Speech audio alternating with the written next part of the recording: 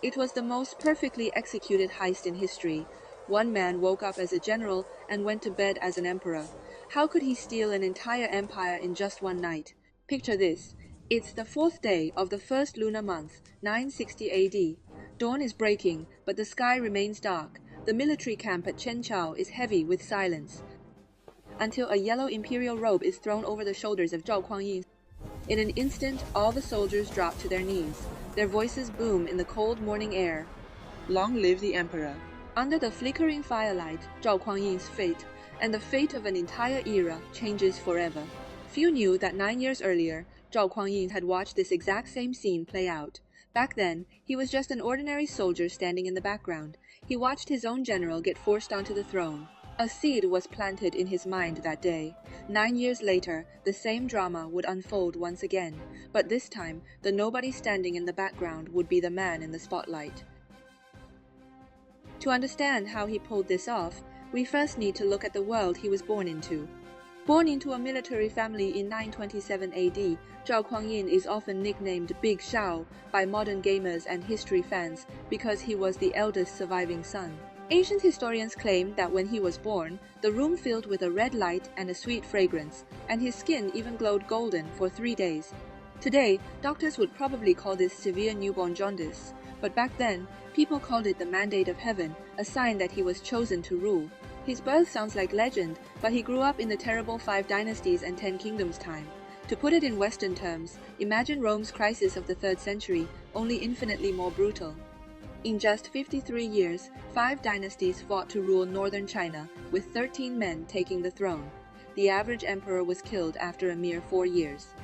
Death and chaos were everywhere. Starving soldiers even preyed on common people victims given the name two-legged sheep. Luckily, Zhao's father was a military officer. Emperors often rewarded troops and officers to prevent mutiny, so his family led a stable life. Young Zhao Kuangyin grew tall and strong. He was great at horse riding and archery. Once, while trying to tame a wild horse, he was thrown off and hit his head hard against a wooden beam. The witnesses thought he was dead. Amazingly, he simply stood up, brushed himself off, and chased down the horse. When he came of age, Zhao Kuangyin traveled around the country. A famous legend says he rescued a young girl named Jingyang from bandits. He walked with her for hundreds of miles to get her safely home. Jingyang fell in love with him, yet he never took advantage of her gratitude. Sadly, the story ends in tragedy. Jingyang took her own life after returning home because her family doubted her innocence. This story might be more fiction than fact, but it shows exactly how the people saw him.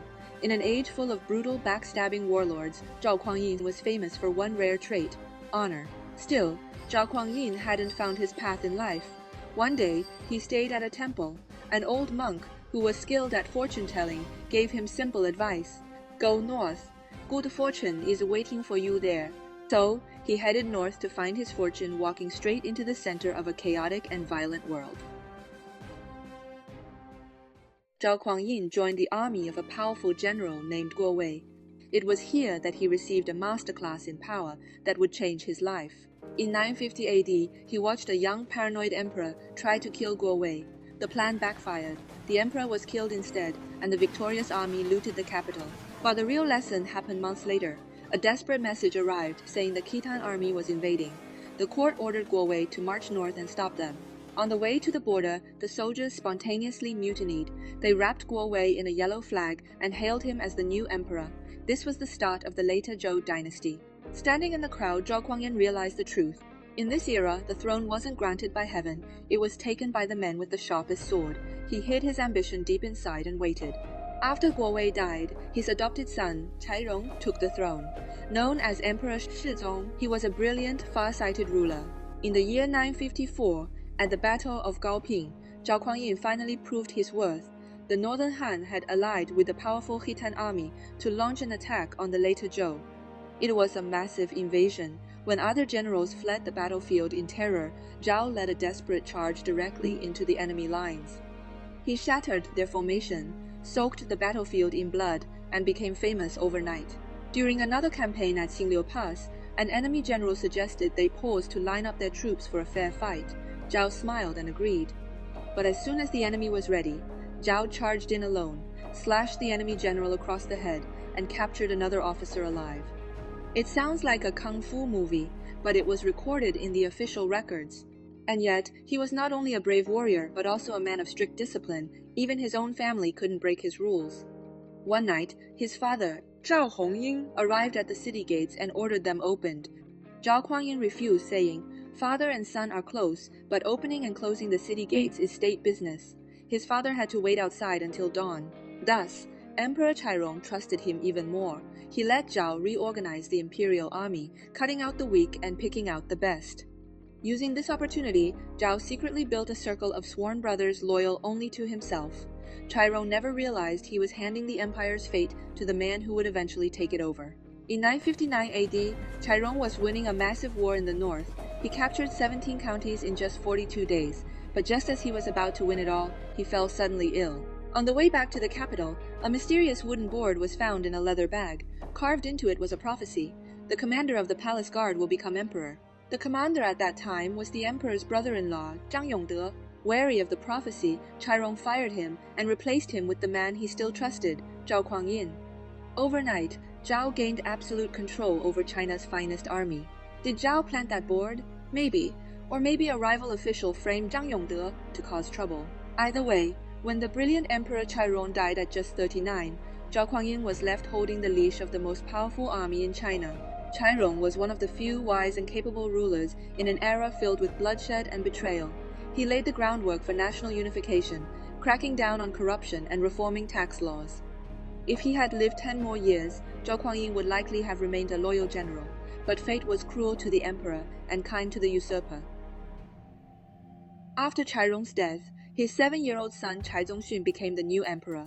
Half a year later, on New Year's Day in 960 AD, urgent news reached the capital. The northern armies were invading. The court panicked and ordered Zhao Kuangyin to march out and defend the empire. The very next day, a deputy general left the capital with the first wave of troops. Meanwhile, a dangerous whisper spread through the streets of the capital Kaifeng. On the day the army marches out, the commander will become emperor. In this era of endless war, ordinary people were used to sensing coming disaster. A famous saying back then went, "The throne belongs to whoever has the strongest army. Royal birth means nothing." A child emperor could never win the people's loyalty. And every change of power was soaked in blood and fire. Knowing this, terrified citizens immediately packed their bags and fled the capital. Strangely, while panic spread through the streets, the royal palace remained completely unaware. On the third day, Zhao Kuangyin and his army left the capital and camped that night at a place called Chenqiao. Under the cover of night, the soldiers started grumbling. "The emperor is just a kid. Why should we die for him? Let's make the commander our emperor." These remarks soon reached the ears of Zhao's younger brother, Guang Yi, and his trusted advisor, Zhao Pu. And what was Zhao Kuangyin doing at that time? It was said that he got drunk and slept soundly in his tent. Outside, thousands of soldiers drew their swords and lined up silently under the starlight, waiting in the cold. Before dawn, Guang Yi entered the tent and woke his brother. Zhao Kuangyin sat up in shock and stepped out into the cold wind. Armed soldiers stood lined up in the courtyard. Before he could even speak, a yellow imperial robe was draped over his shoulders. Instantly, all the soldiers dropped to their knees, shouting, "Long live the emperor!" He tried to refuse, but his men lifted him onto his horse. Accepting what was to come, Zhao Kuangyin laid down 3 strict rules for his army. Do not harm the Empress Dowager or the young emperor. Do not harm any court officials. Do not loot the city or harm common people. All soldiers agreed. The army turned back and marched straight to Kaifeng. On the 5th day, Zhao Kuangyin officially took the throne and founded the Song Dynasty. What makes this coup unique is that it was almost entirely bloodless. The only casualty was General Han Tong, who tried to organize resistance and was killed outside his home.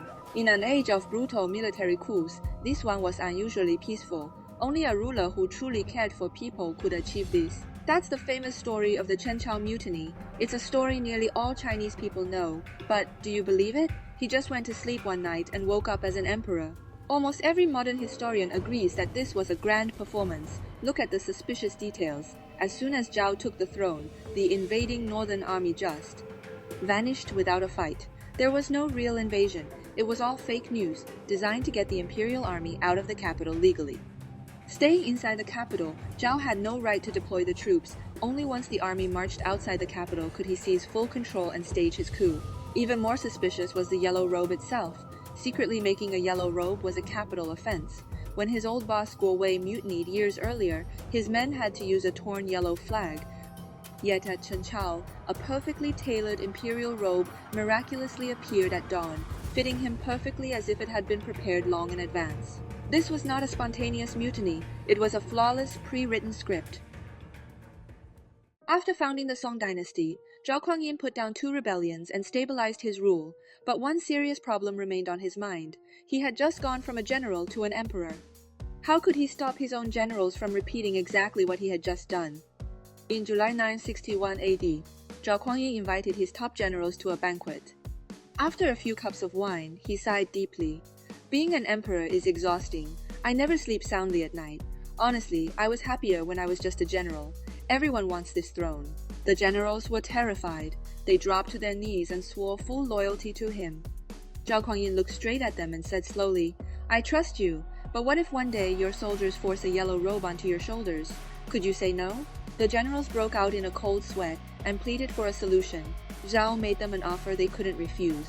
Life is short. What we really want is just wealth and happiness. Why not lay down your military power and become regional governors? I will give you vast land holdings and incredible wealth. We'll marry our children to each other. You get to live in luxury, and we all get to sleep soundly. The next day, all the top generals called in sick and resigned. Zhao approved every request and ended the cycle of military coups. This is the famous historical story known as dismissing generals with a cup of wine. Years later, in 969 AD, he used the same gentle method to take military power away from some regional generals. Without killing anyone, he eliminated the constant threat of military rebellion over the empire. This was almost unique among all founding emperors in Chinese history. But this brilliant move came at a heavy cost. By severely restricting his generals, he and his successors permanently weakened the fighting spirit and flexibility of the Song military. It was a trade-off that secured domestic peace but left the dynasty militarily vulnerable to foreign invaders for the next 300 years. With internal threats removed, Zhao Kuangyin began the mission of his life, reuniting China. To people of that time, China was always meant to be one whole. Years of division were never the natural order, but a nightmare that had to be ended. The unification that Zhao Kuangyin pursued was never about invasion or conquest. It was about rebuilding order, ending the endless warfare, and bringing peace and unity to a shattered empire. He adopted the strategy of conquering the south first, then the north. He captured Jinghu, destroyed the later Shu, pacified the southern Han, and conquered Jiangnan. Step by step, a divided China was gradually becoming whole again. But just as he stood on the verge of full unification, fate intervened. In October 976, Zhao Kuangyin died suddenly at the age of 50. Official records say very little, but private journals tell the haunting tale known as Shadows of the Candle and the Sound of the Axe. It was a night of heavy snow. Zhao Kuangyin called his brother Guangyi into the palace for a private drink. He sent away all the eunuchs and maids. From outside, people could see shadows flickering on the windows. They watched Guangyi standing up again and again, seemingly turning down a heavy plea. The 2 men drank until midnight. At one point, the emperor held an ornamental jade axe, tapped it against the snow-covered ground, and said to his brother, "Do it well, do it well." By morning, Emperor Zhao Kuangyin was dead.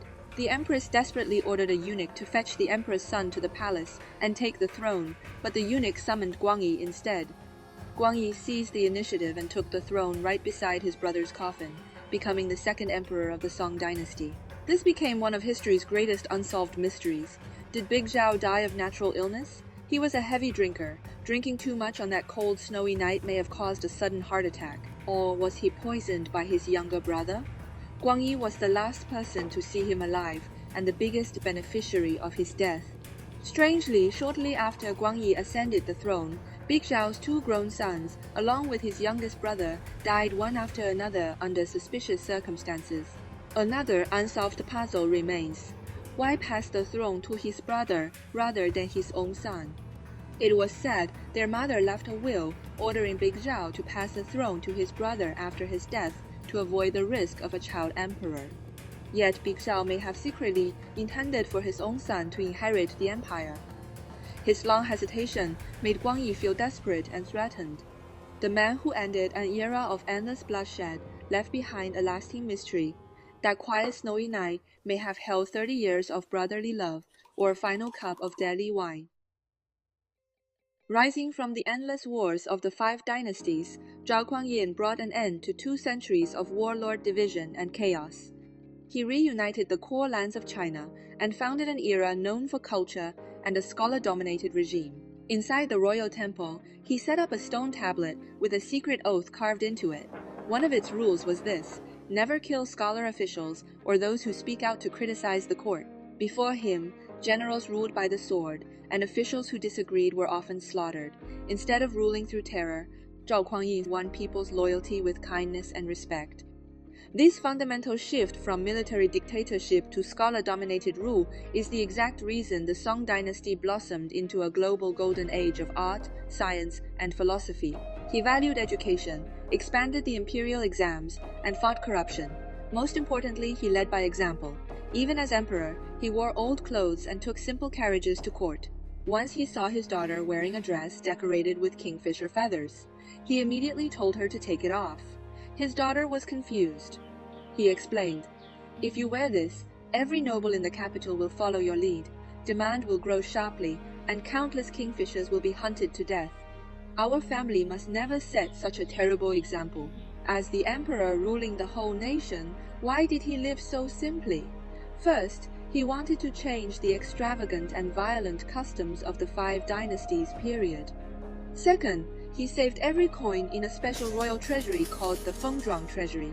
He planned to use this money to either buy back or conquer the 16 prefectures of Yanyun. The 16 prefectures encompass today's Beijing, Tianjin, and the northern parts of Hebei and Shanxi provinces. It was the natural boundary between the agrarian civilization and northern nomadic peoples. The Great Wall was built along this very line. Without this natural barrier and the Great Wall standing guard, nomadic cavalry could march south freely. Zhao Kuangyin's lifelong dream was to recover this land. Sadly, he passed away before he could see it happen. He would never know, but this unfulfilled ambition became an eternal pain that would haunt the Song dynasty for the next 300 years. He wrote the script for a peaceful dynasty, but he never got to finish the final chapter. He could not see the future. He could not live forever. He climbed out of a world of endless bloodshed, devoting his whole life to giving this war-torn nation a chance to breathe and recover. In that cruel era, that was the most precious gift he could leave behind. We can't help but wonder, if heaven had granted him more time and full control of the northern lands, would the Jurchens and Mongols have stood no chance of invading the Song? Unfortunately, history never offers what-ifs.